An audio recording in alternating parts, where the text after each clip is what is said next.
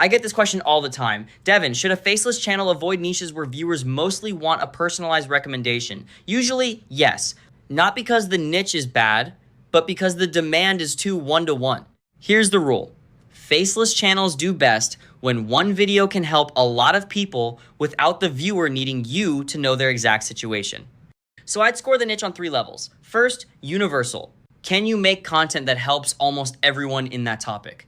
Like mistakes, frameworks, comparisons, or beginner guides. Second, segmented.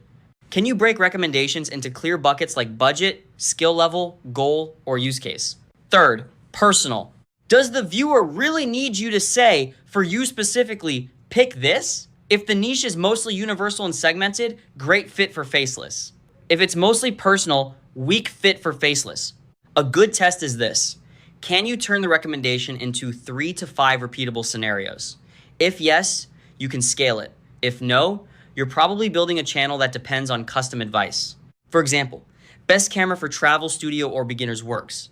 What camera should I buy for my exact client work and budget? Gets much harder. Same with finance, fitness, software, even education. If the viewer needs a tailored answer more than a structured answer, retention might be fine, but scalability gets rough. So don't ask, is this niche recommendation heavy?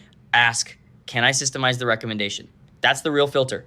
And if you can, tools like Satura help you turn those audience segments into repeatable content workflows. That's the decision rule.